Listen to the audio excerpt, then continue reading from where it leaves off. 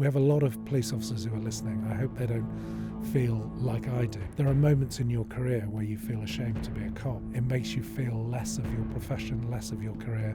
It makes you feel like you wasted your time. Within 2 minutes, my phone started ringing. I can't tell you how pleased I am that you called me. I have never let this go. I've been thinking about this for more than a decade. The female lawyer who was next to this officer then said, "I heard that. Do you want me to help your complaint?" But she was just so used to this disgusting, despicable behaviour by this officer that she just thought, there's no point.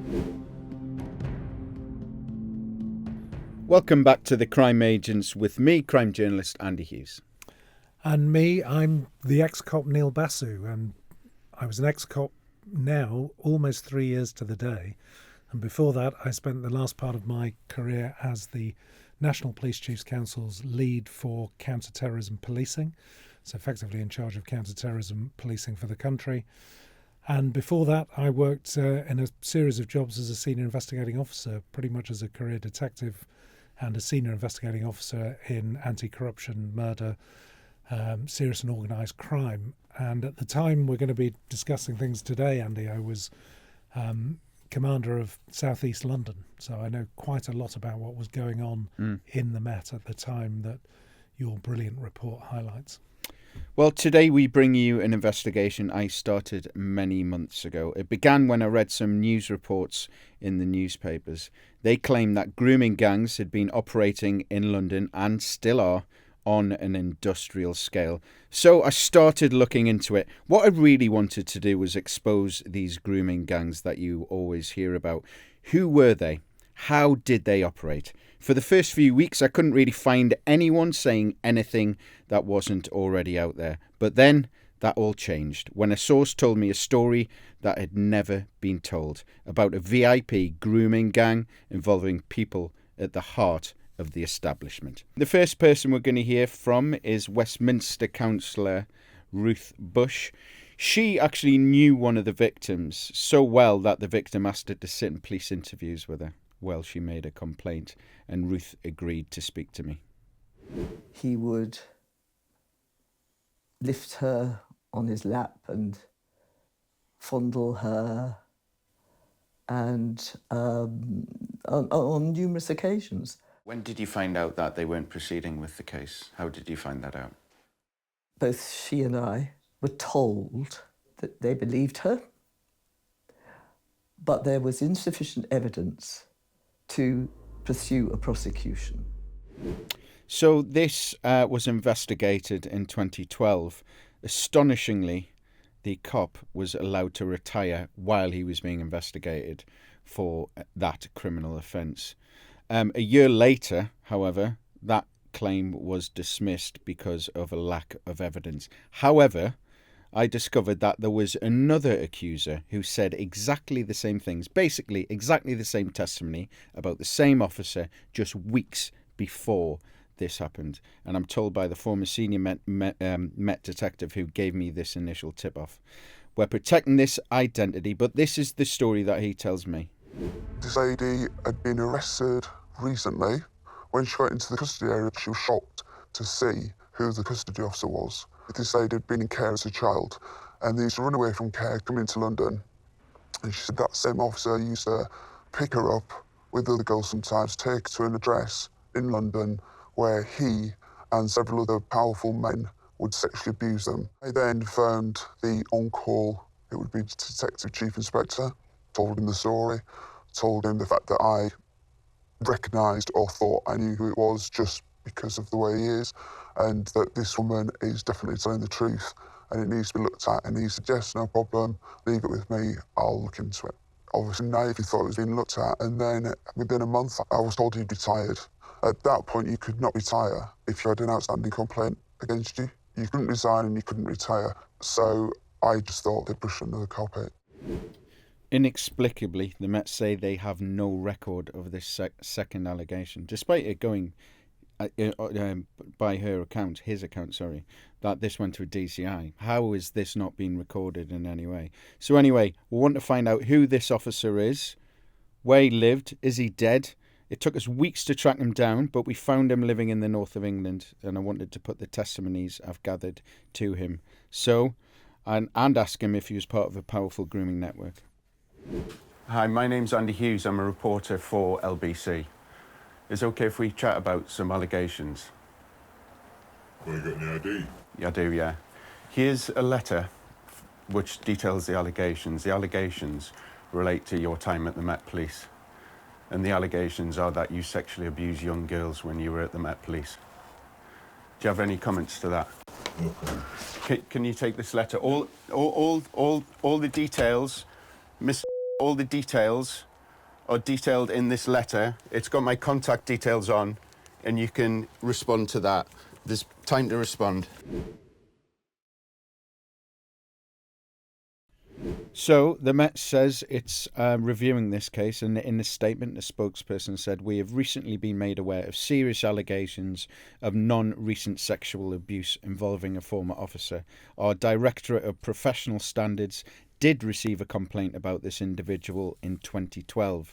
At that time, the matter was investigated as both a criminal and misconduct case, but was closed in 2013 due to a lack of evidence and inconsistencies in the information provided. In light of these new allegations, we will now carefully review the case to establish whether any new information has come to light that was not available during the original investigation. This process will be thorough and impartial, and we remain committed to supporting anyone affected throughout. We encourage anyone with new information to come forward and speak to us." Neil, listening to that, what's your initial reaction to what I've found? Well, it's a brilliant piece of journalism, Andy. I mean, if you get the Met to issue a statement like that in terms of reviewing and, in my view, potentially reopening a case that is many, many years old, then you've done something quite dramatic for public safety, and I sort of take my hat off to you. The reality was, when you sent me a clip of this last night, I was listening to it, I was just physically sickened.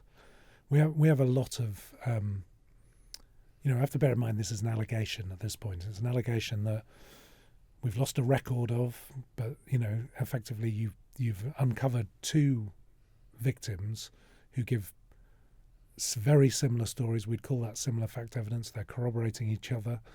You've got both a very experienced counsellor from Westminster. You've got an experienced detective who's used to dealing with this kind of crime, both with knowledge of the victim, saying they sound believable. So whether it's conspiracy, cover-up, cock-up, or simply bad administration by the Met, who once investigated something properly and just can't find the record, we don't yet know that.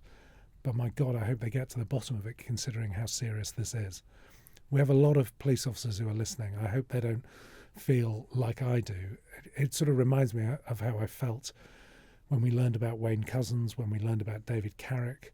There are moments in your career where you feel ashamed to be a cop. And of course, if the allegation is correct and there is a cop at the heart of something like this, it makes you feel less of your profession, less of your career, makes you feel like you wasted your time. And that's a terrible place to be. So thanks for sending me the clip, Andy. Do you know, let's take a breath there, and then after the break we're going to be delving into more detail about what I found.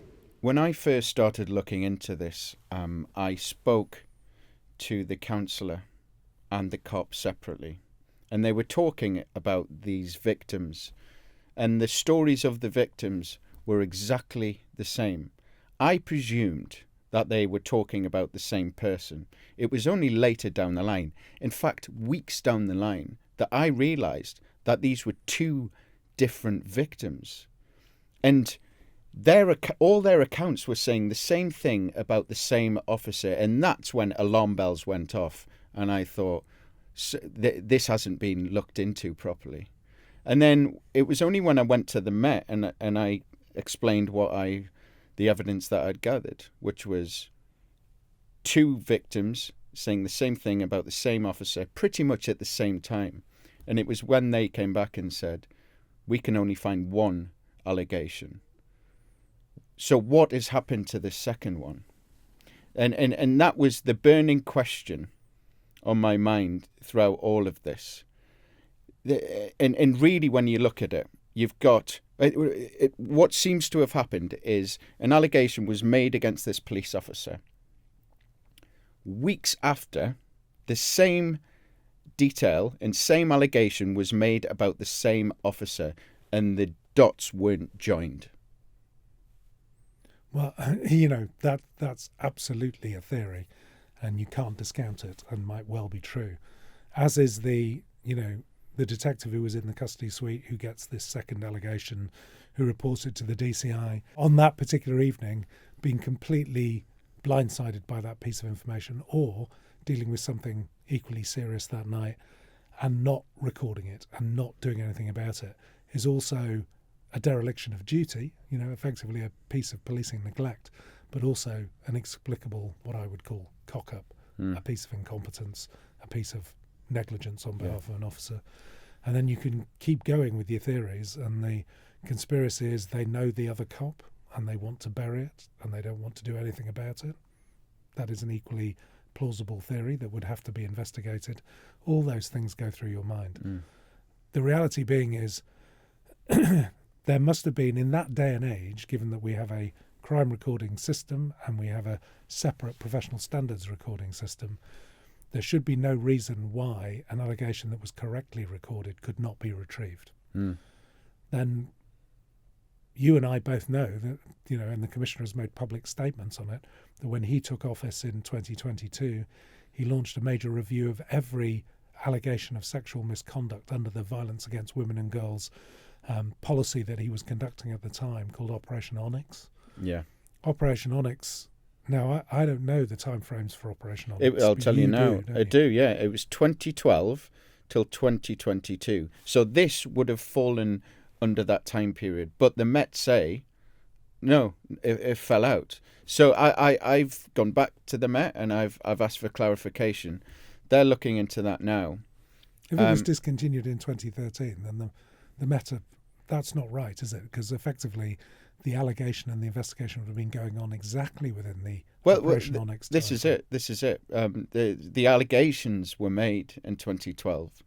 So why wasn't this reviewed as part of Operation Onyx? Just to explain, Operation Onyx was launched in 2023 after the cases of Wayne Couzens, who murdered Sarah Everard in 2021, and also the case of David Carrick, who was labelled as one of the most prolific rapists this country's ever seen. Both were Met firearms officers. And both serving at the time they committed Both serving these at this offences. time, which the victims claim that this officer that we're talking about did as well. The other thing that would have gone through my mind, and I presume the Met may have asked this question, or they'll certainly be reviewing it now, is because they've got no record of the second allegation, the second victim, they have no idea whether the two victims, because in their mind there's only one victim at the moment, that's all they've recovered. Do you know whether the two victims knew each other at all? I'm told they didn't know each other, and also the counsellor and police officer, who we're not naming, they didn't know each other. Yeah. And it was only when I got the two accounts and I said to the counsellor, "Do you know this detective?" She said no. I said to the officer, "Do you know this detective, this counsellor? Do you know this counsellor?" He said no. You see, that's already more corroboration than Operation Midland and Carl Beach, the fantasist. Yeah. That's already more credibility towards the statements of both victims. So this is it, yeah. You've got essentially four people in this story who aren't linked to each other. And the thing that it's the comment in the rest of the footage where you talk about I think is it Ruth Bush, the counsellor, talking about victims as young as 8. Yes. I mean, that it sparked something in my mind, and then I realised a friend of mine was a commander called Pete Spindler. He gave a particular Red Top A headline, which was basically, "This is the man who groomed a nation." He was talking about Jimmy Savile. Yeah. Jimmy Savile, a national treasure to a lot of people, turned into one of probably the greatest paedophile that's ever existed in the United Kingdom. Something that clearly very many people in power knew about. Lots of cover-up around it, and Peter was in charge of investigating those allegations, of which those allegations spanned over a period of 50 years and 28 police forces. Yeah. Unbelievable. The reason I bring it up is some of the allegations were for victims as young as 8, and that's what had stuck in my mind. Really? And of course, the sheer scale of that inquiry, Peter was running all the specialist crime and operations squads that would have been dealing with child sexual exploitation at the time, of which this investigation did possibly disappear into that pot of huge numbers of allegations, huge numbers of victims. But this would have been very fresh with not a dead suspect, an active living police officer on the ground, capable of being, exactly as your detective said, arrested, having his house searched, being interviewed under caution. All of those things could have happened. So something has happened that's inexplicable here, and you appear to have uncovered that. The interesting thing is, with investigations like these as a journalist, it is so difficult to get people to speak to you, especially with something like this, which is historical and usually brings up previous trauma and things like that. But when I emailed the counsellor and I said to her, do you know about a Met officer who was involved in a grooming gang and sexually abused young girls? That's really all I said, because I didn't want to identify who the officer was. Honestly, within 2 minutes, my phone started ringing from an unknown number. I picked it up, and it was Counsellor Ruth Bush. She sounded so emotional. She said to me, "Oh, I can't tell you how pleased I am that you called me. I have never let this go. I've been thinking about this for more than a decade. Thank you so much." And I said, "Are we talking about insert name here?" And she said, "Yes, that's him."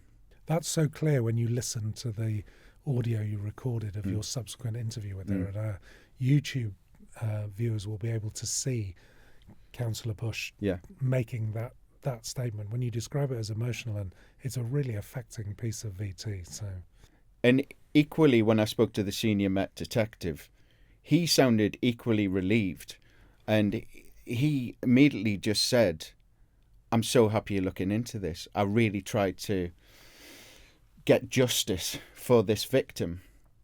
And then again, when I started asking more details about the victim, that's when I realised we're talking about 2 separate victims here.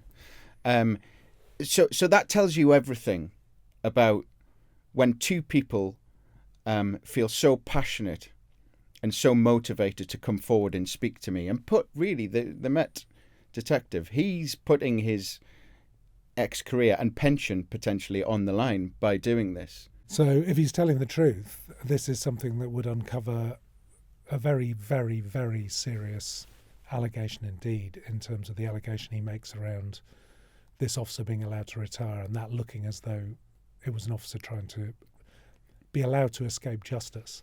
The one thing I'd say about that is he was clearly allowed to retire early on, but the investigation carried on till 2013.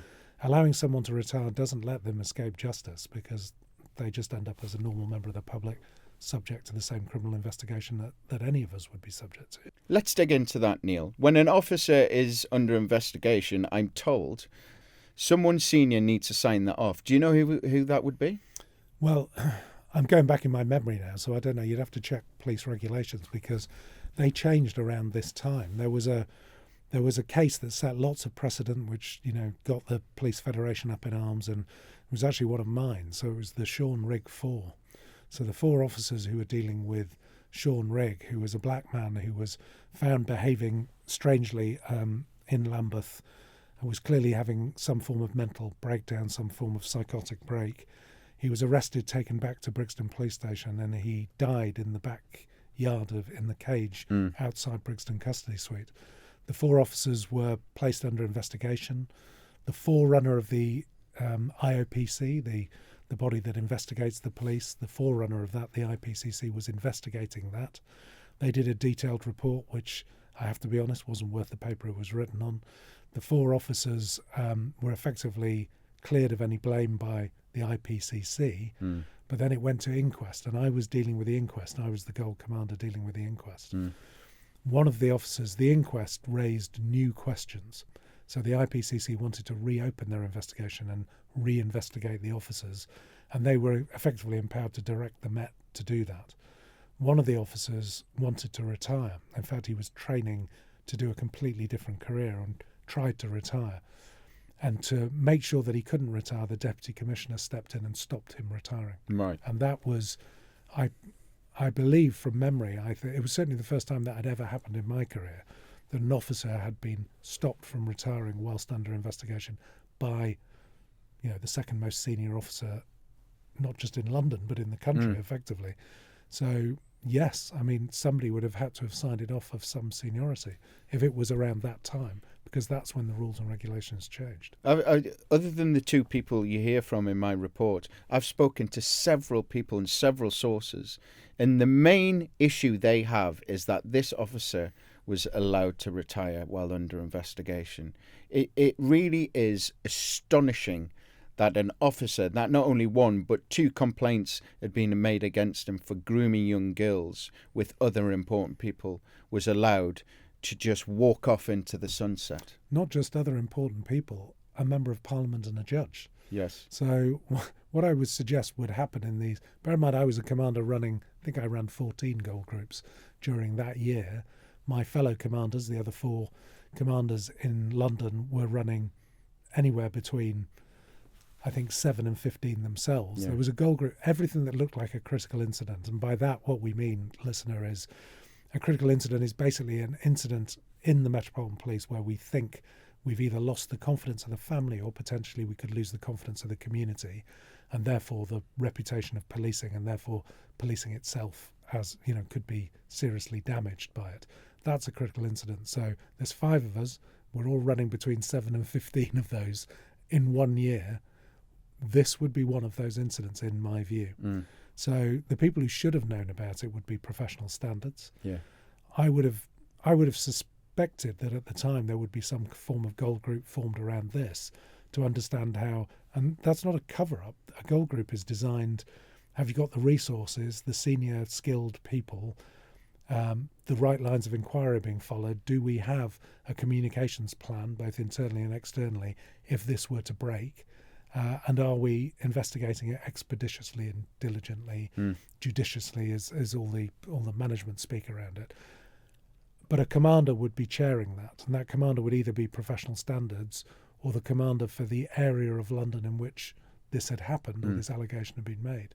Because it's a serving police officer, that would have probably been professional standards, and then there would have been the goal group would have been very tight, because professional standards operates under a principle of secrecy, very much like counter-terrorism. You want to make sure that only those who need to know.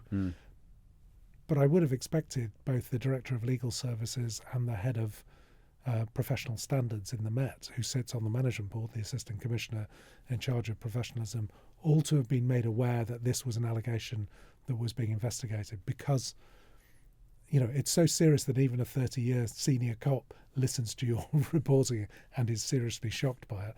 I'd be amazed if that wasn't reported up the chain. If it wasn't, it's another dereliction.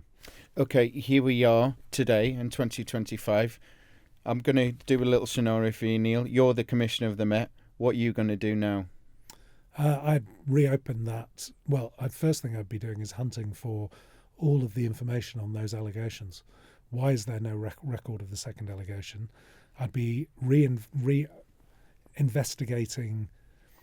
Senior officers like to call it scoping. We'll scope and see if the investigations. Listen, you just re-investigate it. You have a look at the original investigation and make sure that everything was done absolutely correctly and by the book. Yeah. If it wasn't, if there's any hint that the investigation was dealt with either poorly or poor decision making was made, at that point I'd be seriously concerned that we need to reopen this with a new senior investigating officer.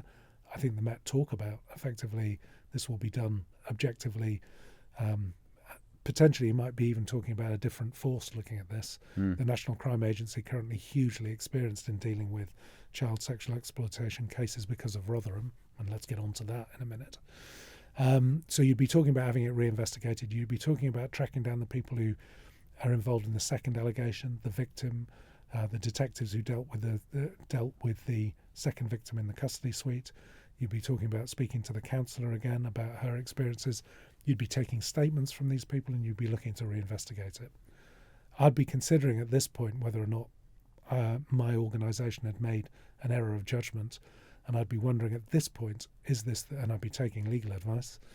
But personally, I'd be referring myself voluntarily to the IOPC for potentially an investigation that has been dealt with incorrectly, poorly, at the very least a cock-up. And I'd be looking for any signs whatsoever that your potential theory that there has been some kind of conspiracy to cover this up. We're going to pause again there, Neil. As part of my investigation, I've been speaking to several colleagues of this officer that I've been looking into, and we're going to go into what they say about him after this. Neil, I've spoken to several current and former officers in the Met who knew this officer, and when I explained what the allegations were against him, I'm not joking, every single one of them was not surprised. They were saying he was a bully, he degraded especially female officers. There was one episode where a young female officer was trying to get his attention when he was behind the custody desk. He was trying to get his attention so that they could book someone in. And then he stopped them and he said, "Sorry, constable. What you saying? Constable?" The female lawyer who was next to this officer then said, "I heard that. Do you want me to help your complaint?" But the female officer just kind of dismissed it and moved on. Now, that same officer tells me that she wished she would have reported it. But she was just so used to this disgusting, despicable behaviour by this officer that she just thought, there's no point. Well, I mean, listen, that particular officer is a victim of abuse and bullying inside the service, so I'm not going to criticise her. And I know there's an awful lot of officers who feel that by raising their head above the parapet and complaining about the behaviour of fellow officers, even at the same rank, but certainly of senior officers, they are basically, firstly, ruining their career. Secondly, putting themselves on offer because they'll be known as a grass and people won't come and help them when they're in trouble, and they are genuinely scared of that. And third, that their life will be made hell on the team, and that it won't be worth coming to work.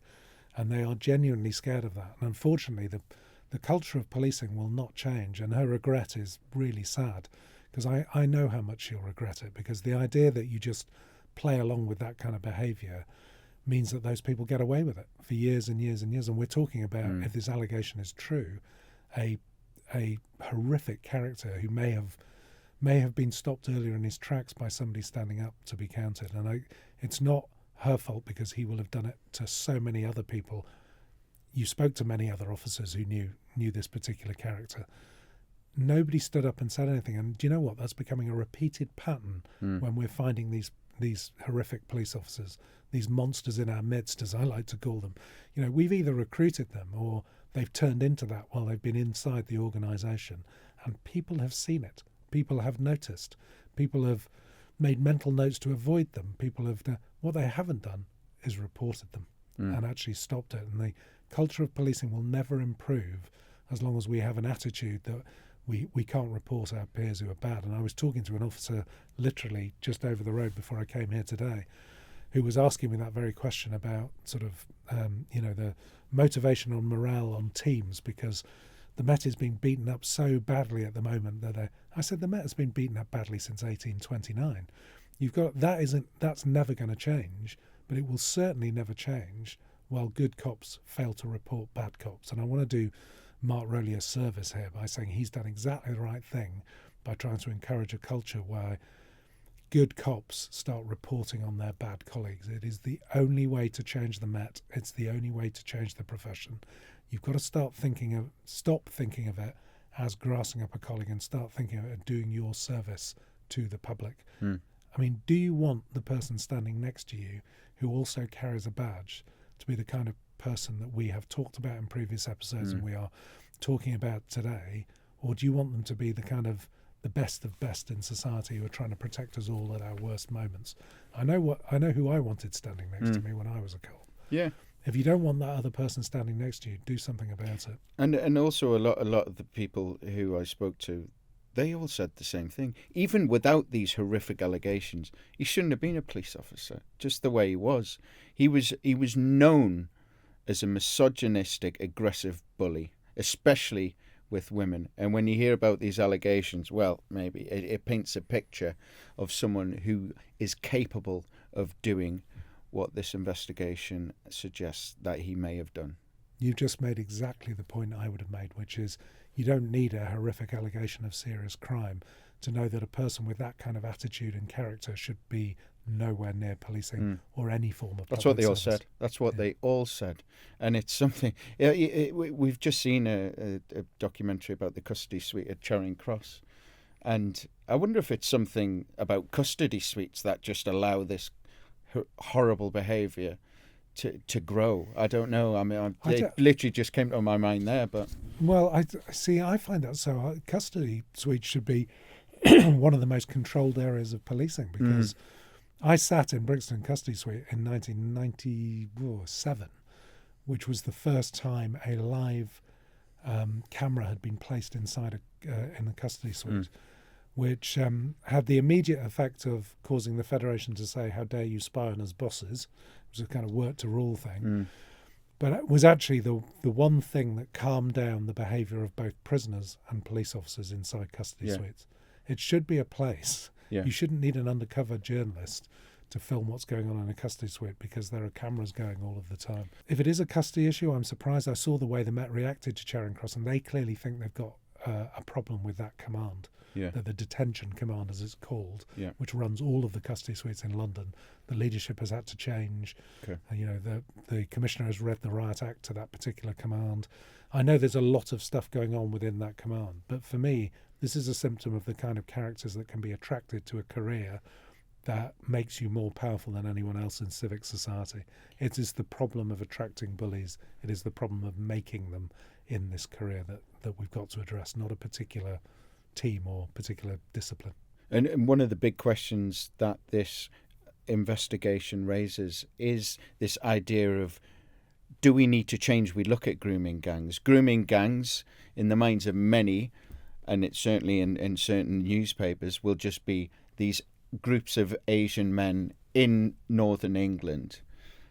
Well, is it now time for the authorities to recognise that it's also very important, white, powerful people? Interestingly, recently, when the Met talked about grooming gangs, they said that they're reinvestigating cases which involve peer-on-peer and institutional settings, along with those who do not fit the common understanding of a grooming gang. Well, that story that I've been telling in this episode, surely that fits into that.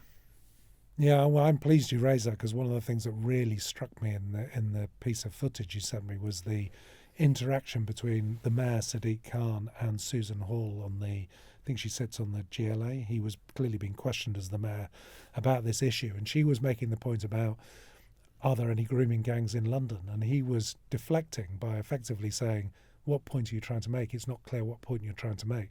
He's clearly trying to accuse Susan Hall, a Conservative, of he's trying to goad her into making a comment that he can use as, well, that's just your racist interpretation of what's going on. In other words, they're playing with a political football on one of the most serious current law enforcement issues in the United Kingdom today, which is the sexual abuse of children, where you're making it really, the common understanding, as you call it, is a common misunderstanding that it is only about groups of Asian men in certain towns in the UK committing these offences, when it's clearly a much, much wider problem than that. It's like people think domestic abuse is confined to a certain section of society, when actually it's in all classes, it's in all socioeconomic groups, it's in all of society. Well, this is the same. And the reason this is very good timing, your investigation and this show, is I heard Jim Gamble, probably the most experienced investigator of child sexual exploitation ever in law enforcement, who helped set up the child imaging database that is kept by the National Crime Agency, that receives those pictures and allows people to investigate and break this model around the world. So hugely experienced individual, making exactly that point this week, saying it's much wider than that. And of course it leads to why 4 victims withdrew from the national inquiry that hasn't been able to get off the ground because they can't find a chair, and Jim would have been one of those prospective chairs. Those 4 victims feeling that the inquiry was being broadened too widely and that it should be concentrating purely on the issue of effectively Asian groups of Asian men, particularly Pakistani heritage. They want it focused on that, whereas actually I think what Labour government wanted was for it to be widened, because they understood that this is a much wider issue and that grooming is much more deeply entrenched and in wider aspects of society. Your investigation is a sliver of that picture that says that's probably true. Jim Gamble, that's what he was saying. I sort of agree with both. You know, I made it very clear from the start. I remember being questioned on media last year about whether there should be a national inquiry. The victims want a national inquiry. There should be a national inquiry. I agree with the Conservatives. It should be judicially led. You should be very careful about launching judicially led inquiries. They're very expensive, but there are certain circumstances, there are certain issues of such horror and criticality for the whole of the public and the safety of society and where we are with a very polarised society that demand that kind of approach. This is one of them. But I also agree with Labour that it should be widened, because this issue is much, much, much wider than the narrow issue of Pakistani grooming gangs. Thanks for listening to this special episode of The Crime Agents with me, Andy Hughes. And me, Neil Basu. Goodbye from me. And goodbye from me.